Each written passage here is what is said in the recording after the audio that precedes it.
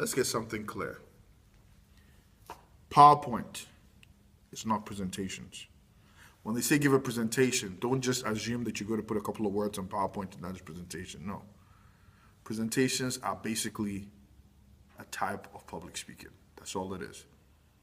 When you're asked to do a presentation, basically what you're being asked to is to present facts or some information or some data to an audience. And you want to ensure that your message is clear, is clean, and it gets the point across. Now, if you decide to use visual aids, you need to ensure that those visual aids merely support the presentation that you've already prepared, which has nothing to do with the visual aids. So if you're putting control of your total presentation into visual aids, you're already failing. Now let's talk about what presentations are. Presentations, like I said, follow the same elements of communication and public speaking. Analyze your audience. Who is it you're presenting to? And what information are they requesting?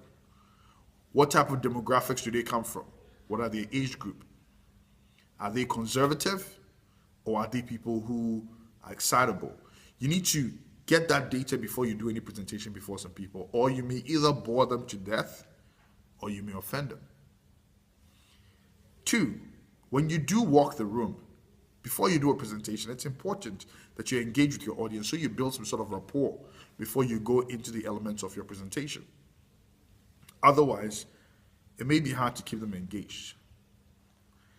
3, usually before you start your presentation, your introduction should be short, to the point, but powerful. Because that introduction will determine whether the audience is going to listen to your presentation or sleep off. And you don't want to do that. So you want to ensure that you send a clear message telling them what it is that you're going to discuss and persuading them that it is relevant to them, because at that point you've analyzed analyzed your audience, and as such, they would want to listen. Now, when you're going into presentation, make sure that if you do use visual aids, they are clean, they are clear, they are methodical. Use bullet points as opposed to a lot of verbiage. And don't do anything that will distract your audience from watching you or paying attention to you. Remember, you are the one controlling the presentation. So even if you need to use visual aids, try not to turn your back to the audience, because what you do is you break eye contact and you break that power that you have over those who are viewing you.